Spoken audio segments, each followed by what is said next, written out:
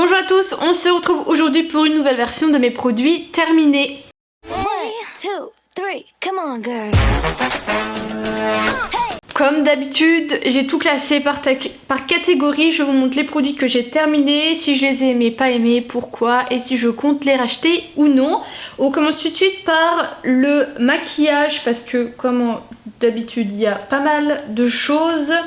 En premier, j'ai fini plusieurs bases. La Porefessional de chez Benefit qui est une espèce de petite crème que moi personnellement je vais appliquer au niveau du nez et un petit peu ici pour camoufler les pores. Ça marche hyper bien, sauf que moi je n'aime pas du tout les bases qui sont un peu lissantes. Je sais pas pourquoi. Donc quand j'ai un petit échantillon de ce produit, je l'utilise quand même localement, mais c'est pas un produit que je rachète. J'avais également la CC Serum de By Terry qui est une base de teint lumière et effectivement c'était le cas. Moi j'avais la 4, la Sunny Flash qui était un peu trop foncée pour ma peau, mais vu que je mets du fond de teint par dessus, c'était pas gênant. Mais c'est vraiment un produit qui est plutôt adapté aux filles qui mettent pas de fond de teint ou des fonds de teint très légers. Ça va apporter un léger glow, mais pour moi qui recherche de la couvrance, voilà, c'est pas du tout un produit qui est adapté. Et j'avais également fini la base Skin Love de chez Becca qui est une base illuminatrice et floutante qui elle, je l'avais assez bien aimée. Elle était lissante mais pas trop et elle faisait vraiment bien son job, donc pourquoi pas la racheter. Actuellement j'utilise celle de chez Catrice. C'est la Tensational, elle a 10 effets sur la peau, elle est pas mal du tout. Niveau fond de teint, ça a été une galère puisque j'ai fini le One Drop Coverage de chez Catrice qui est un petit flacon comme ça de 7 ml.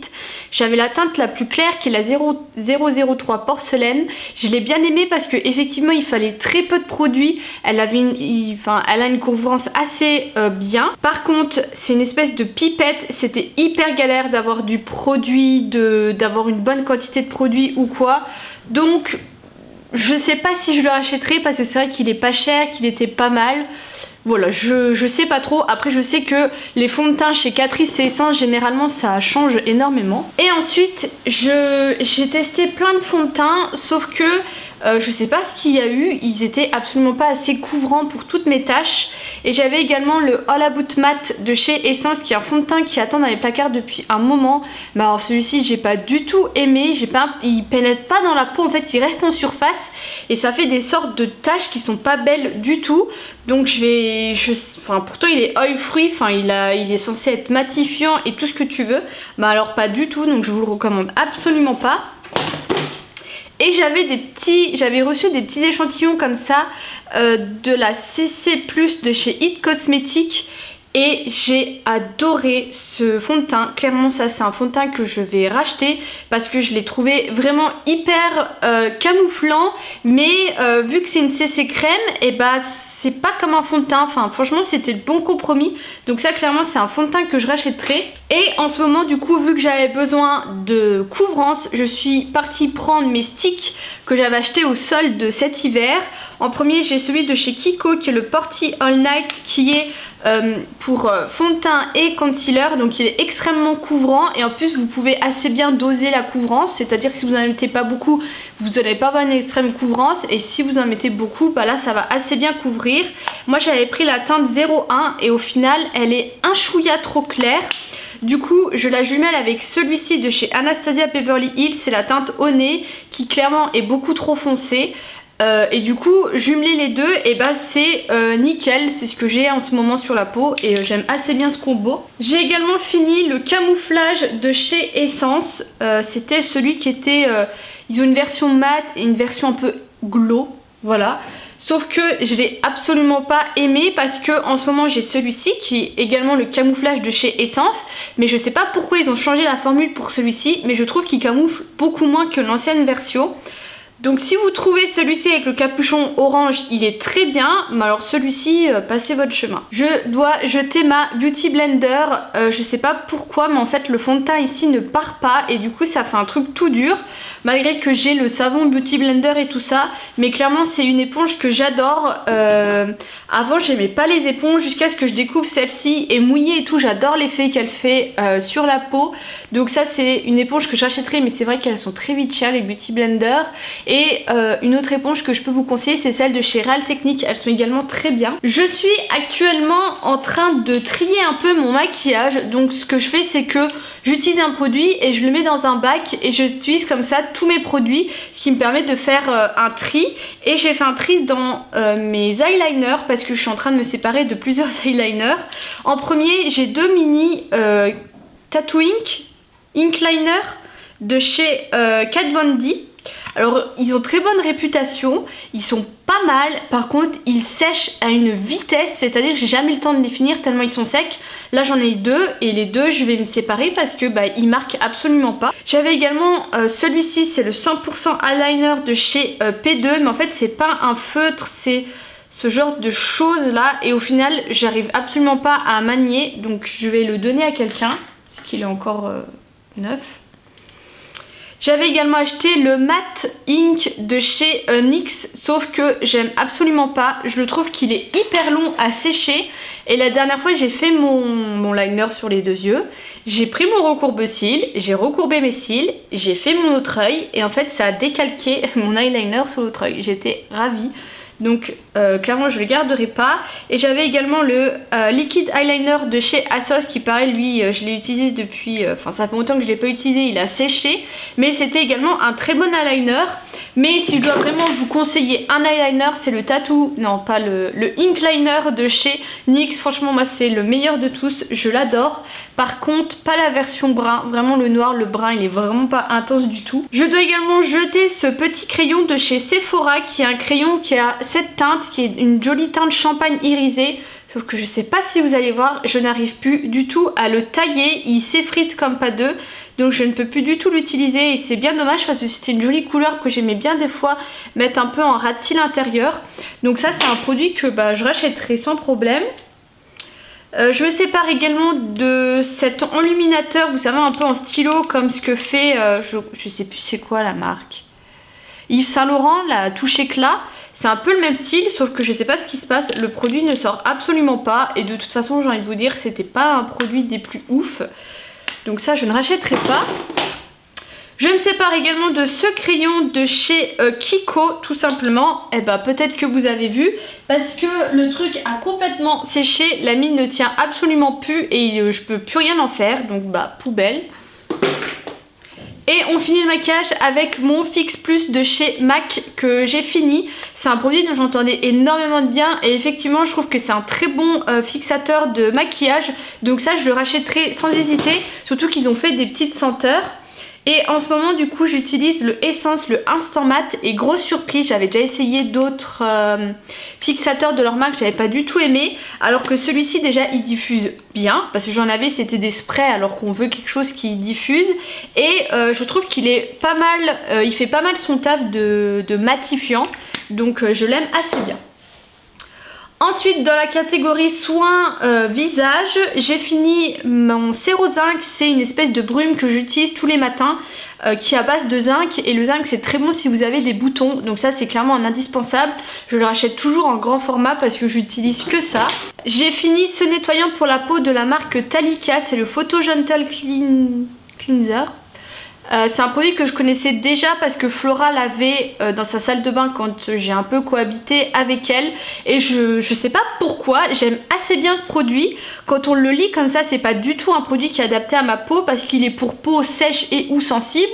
Moi j'ai une peau normale à mix qui est pas du tout, qui est un peu sensible mais ça va.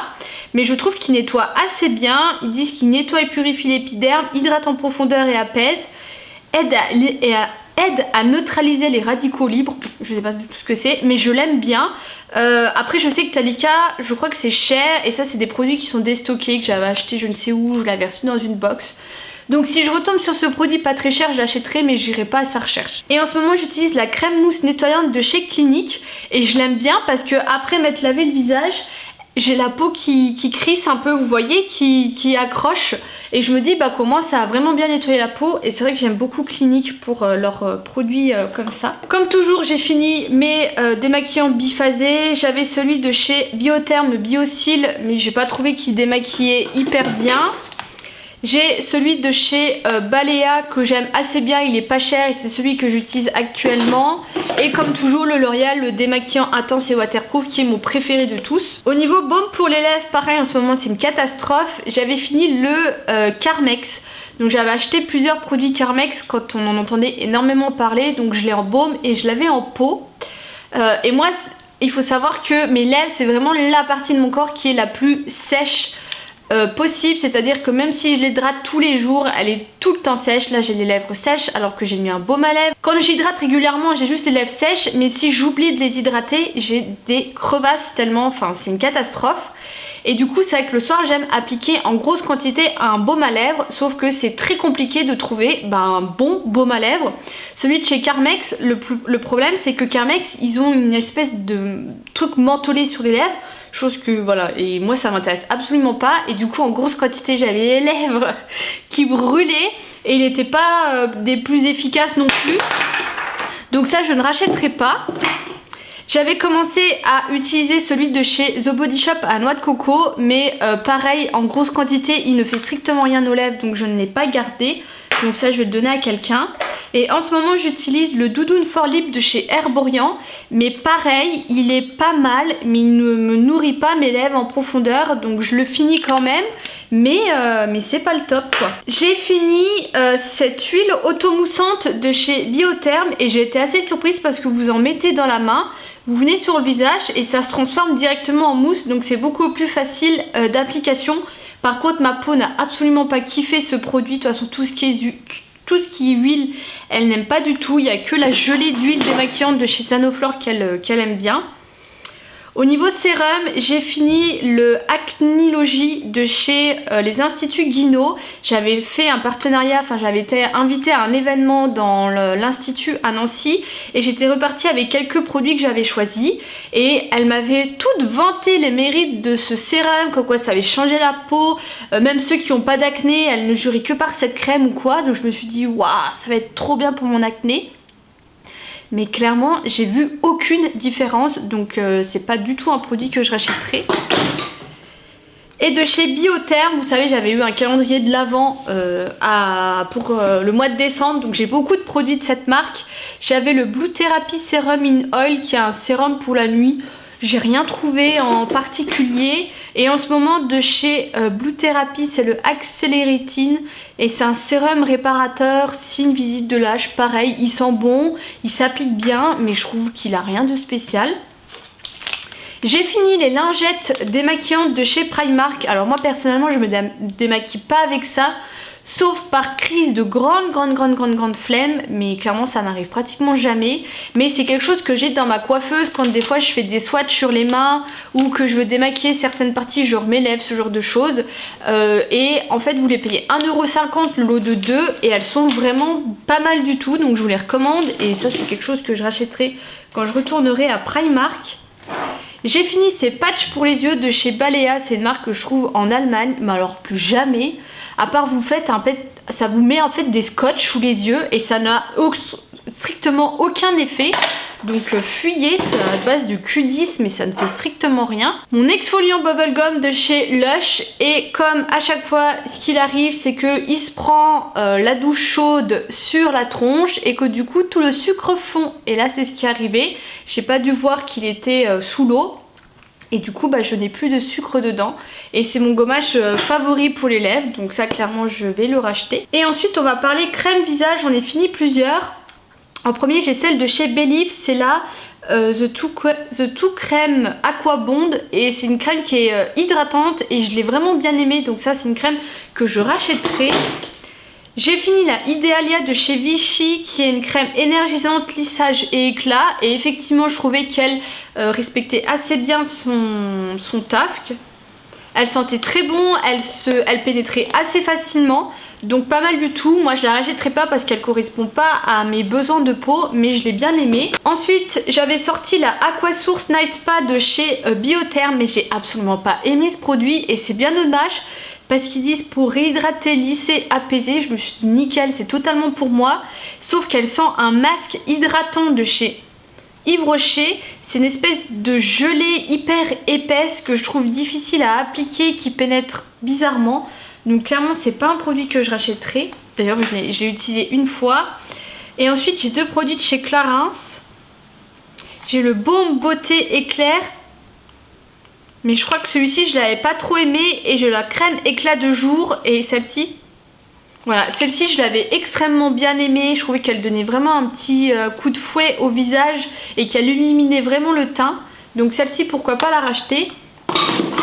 Et en ce moment le matin j'utilise la super hydratante jour de chez Sephora. Mais elle est horrible cette crème. Je l'utilise quand même parce que c'est un petit flacon. Mais je trouve qu'elle sent hyper mauvais et qu'elle ne fait strictement rien à la peau. Et le soir j'ai la crème de karité de chez Garetic. Mais je l'ai sortie juste hier donc je ne l'ai pas encore essayé. On passe maintenant à tout ce qui est corps avec 2 déodorants de chez Schmitt. Le premier c'est le Carcool et Magnésium que j'ai assez bien aimé. Qui est un déodorant naturel. Et en ce moment j'utilise le Fragrance Free qui lui est un sensitif. Donc il se veut un peu plus crémeux que les autres. Mais alors c'est une catastrophe ce déodorant. Je pue avec. Alors je pue pas comme je pue habituellement quand je transpire. Je sens une autre odeur mais c'est horrible. Donc là ma soeur m'a racheté le bergamote et lime que je connais pas en senteur. Du coup celui-ci je vais le mettre à la poubelle parce que c'est juste pas possible de sentir une autre odeur avec un déodorant sur un déodorant qui est sans parfum. Enfin je comprends pas. Comme toujours j'ai fini énormément de gel douche. J'en ai fini un de chez Balea que je trouve en Allemagne. C'est des gels douche qui coûtent 55 centimes et qui sont vraiment top. Donc ça j'en rachète tout le temps. J'ai fini le Ritual of Sakura, l'espèce de mousse de douche de chez Ritual. Ça c'est pareil, c'est un produit que je rachète très régulièrement parce que c'est ma senteur favorite dans cette marque. Ensuite j'ai cette mousse et huile de chez Fa qui est à l'huile de coco parfum beurre de cacao. Je sais pas pourquoi je m'obstine à chaque fois à acheter des mousses de douche, mais je suis toujours déçue par rapport à celle de chez Rituals, donc ça je ne rachèterai pas.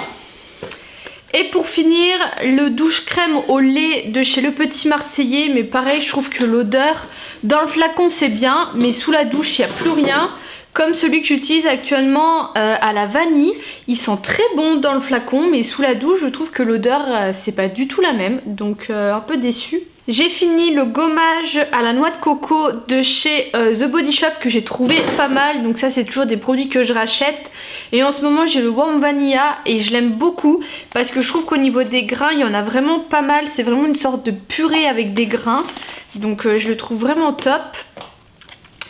J'ai fini la crème de chez The Rituals of Sakura. Enfin la crème Rituals of Sakura de chez Rituals, voilà, que j'adore. Donc ça c'est pareil, c'est un produit que je rachète régulièrement. Et en ce moment j'utilise le gel crème désaltérant de chez Neutrogena. Que pareil j'aime assez bien. Il a vraiment sa vertu désaltérante. Il fait très frais sur la peau donc c'est assez agréable. Encore une fois chez Rituals j'ai fini. C'est une body mist, enfin c'est censé être un peu une brume mais c'est plutôt un parfum parce qu'il y a de l'alcool, à la même senteur que les autres produits. Donc ça clairement c'est un produit que je rachèterai parce que je l'ai beaucoup aimé. Et j'ai déjà fini une boîte de Enobiol auto-bronzant. Vous savez j'en avais acheté 3 mois sur le site de Beauté Privée. Il y avait une promo, je crois que je les ai payés 20 €. Et je dois dire que c'est pas mal du tout parce que j'ai l'impression de pas être aussi blanche que ce que je suis habituellement en hiver. Je le vois surtout par rapport à mes fonds de teint. Parce que je vous ai dit, là j'ai galéré à trouver des fonds de teint à ma teinte parce que ils étaient pratiquement tous trop clairs. Alors qu'habituellement quand chez Catrice et Essence je prends la teinte la plus claire, c'est vraiment une teinte qui me va. Donc si jamais vous êtes intéressé, je vous recommande parce que c'est pas mal efficace. Et le dernier produit c'est de la levure de bière de chez Juvamine. J'avais fait une cure de 3 mois. Donc c'est vrai que la levure de bière, je trouve que au niveau de mes ongles, ça fait quelque chose de malade parce qu'ils poussent beaucoup plus que d'habitude et ils sont beaucoup plus forts. Les cheveux, je trouve jamais que ça fait énormément de choses. Par contre, les poils, je trouve que j'ai les poils qui poussent, c'est une catastrophe. Voilà, mais je fais toujours une petite cure de levure de bière, je change tout le temps. Et en ce moment, du coup, j'ai repris ma cure Airburst. Que j'adore de toute façon, je trouve qu'elle est hyper efficace. Je le vois surtout au niveau de mes racines. Je sais pas si vous voyez là, j'ai une racine de malade. Ça doit faire quoi, 1 mois, 2 mois que je les reprends. Et à chaque fois j'ai une pousse phénoménale. Donc pareil, je vous les recommande si jamais vous hésitez. Et voilà pour cette vidéo, j'espère que ça vous aura plu. Je vous fais des gros bisous, je vous dis à bientôt.